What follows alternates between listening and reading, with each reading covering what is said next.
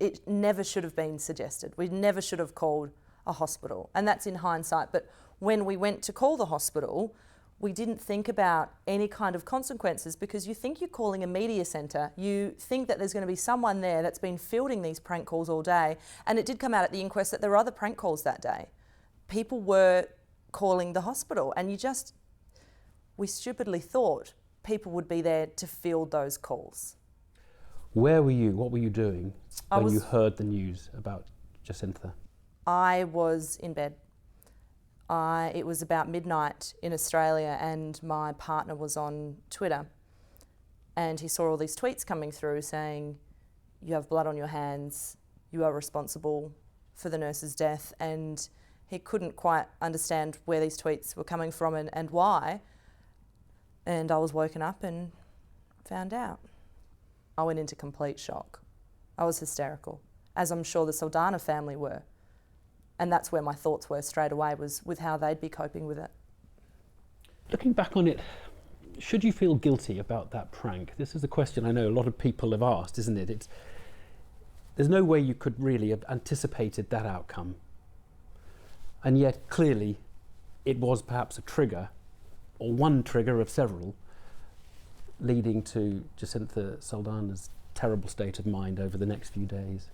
People handle things differently as well. For me, instant guilt and blame for the next 18, 20 months. And I'll always feel at fault to an extent, because I was in that prank call and I was mentioned in Jacinta's suicide note, not the Australian DJ, my name. She thought of me before she took her own life.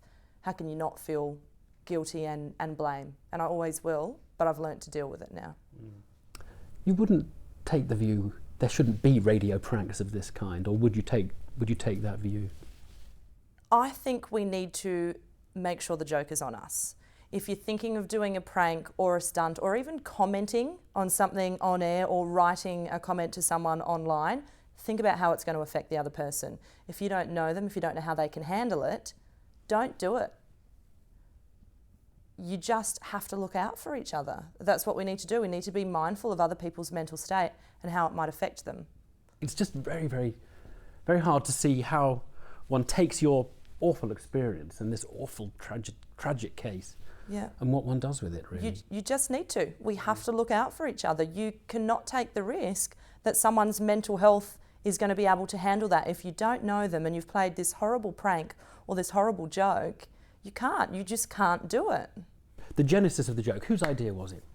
I don't want to name names, because I don't want to put any other individual through what I've been through. It's disgusting, and I don't want them to be trolled, to be harassed, and a whole new witch hunt. It was a member of the team, but we were all in agreement. But you're all part of it? Absolutely.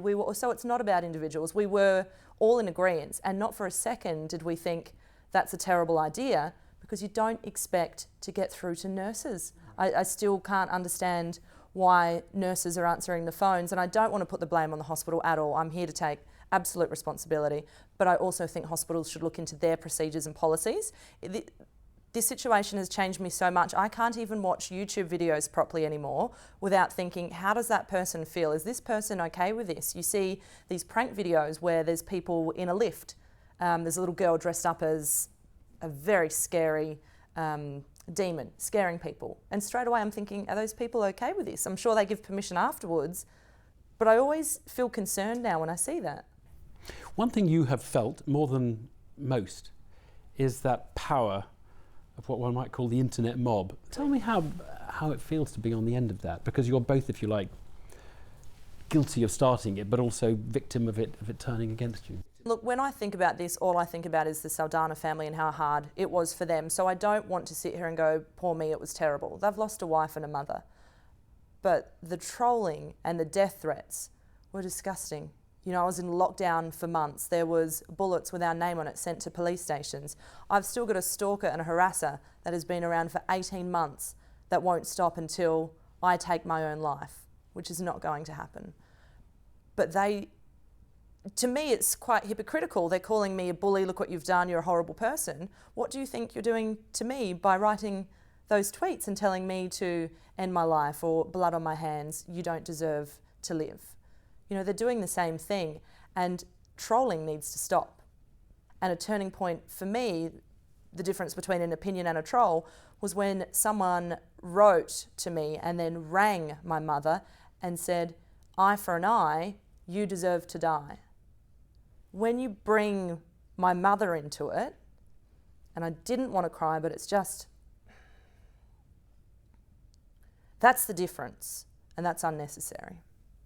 It seems like it's been much tougher on you than on your colleague, Mike Christian, who was also involved in the joke. Because he's working as a DJ, he's been well acclaimed, he's won awards. He does seem to have moved on. What's the difference? Why has it been easier on him, do you think? It's mental health. People really do handle things differently.